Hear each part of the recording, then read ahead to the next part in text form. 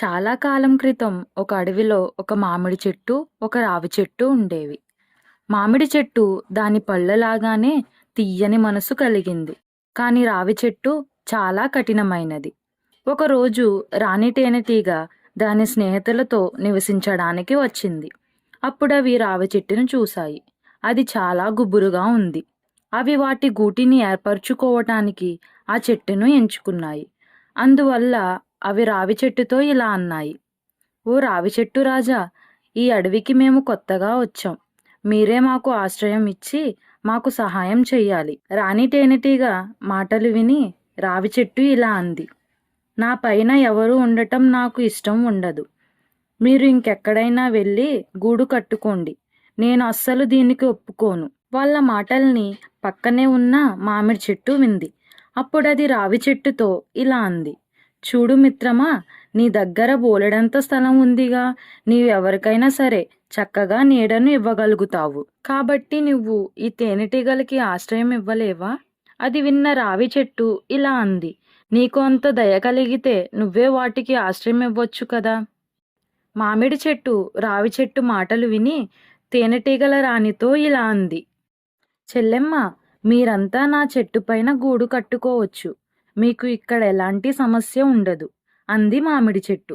అది విని రాణి తేనెటీగ దాని స్నేహితులు మామిడి చెట్టు పైన గూటిని ఏర్పాటు చేసుకున్నాయి. అక్కడే నివసించసాగాయి. ఆశ్రయం ఇచ్చినందుకు అవన్నీ మామిడి చెట్టుకు కృతజ్ఞతలు తెలిపాయి. చాలా రోజుల తరువాత ఇద్దరు కట్టెలు కొట్టుకునేవారు కట్టెల కోసం వచ్చారు. వాళ్ళు మామిడి చెట్టును చూసి ఆగారు. వాళ్ళలో ఒకరు, "ఈ చెట్టు చాలా అందంగా ఉంది. దీని కట్టెలు కనుక సంతలో అమ్మామంటే మనకు రెట్టింపు డబ్బులు వస్తాయి" అంటాడు. కాని ప్రక్కనే ఉన్న వ్యక్తి దృష్టి తేనెటీగల మీద పడింది. అది చూసి ఇలా అన్నాడు: "కానీ ఈ చెట్టు మీద తేనెటీగల గూడు ఉంది. ఒకవేళ మనం దీన్ని నరికామంటే అవి మనల్ని వదిలిపెట్టవు. పద, వేరొక చెట్టు చూసుకుందాం" అన్నాడు. ఇంకొక వ్యక్తి, "ఇదిగో, ప్రక్కనే రావి చెట్టు ఉంది చూడు. ఇది మామిడి చెట్టు కన్నా చాలా బాగుంది. మనం దీన్ని నరికి తీసుకుపోదాం" అని మాట్లాడుకొని రావి చెట్టు దగ్గరకు వెళ్తారు. ఈ మాటలు మామిడి చెట్టు వింటుంది. వెంటనే రాణి తేనెటీగల్ని పిలిచింది. రాణి తేనెటీగతో రావి చెట్టును కాపాడమని కోరింది. అప్పుడు రాణి తేనెటీగ, "మనం తప్పకుండా రావి చెట్టుకు సాయం చేసి తీరాలి.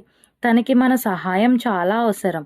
పదండి మిత్రులారా, తనకి వెంటనే సాయం చేద్దాం" అని అంటుంది. అప్పుడు తేనెటీగలు రావి చెట్టు దగ్గర ఉన్న వాళ్ళని కుట్టగానే వాళ్ళు అక్కడ నుండి పారిపోయారు. రావి చెట్టు తనని కాపాడినందుకు రాణి తేనెటీగకు కృతజ్ఞతలు తెలిపింది. అప్పుడు రాణి తేనెటీగ దాంతో ఇలా అంది: "నువ్వు నిజంగా కృతజ్ఞతలు చెప్పాలి అనుకుంటే మామిడి చెట్టుకే చెప్పాలి.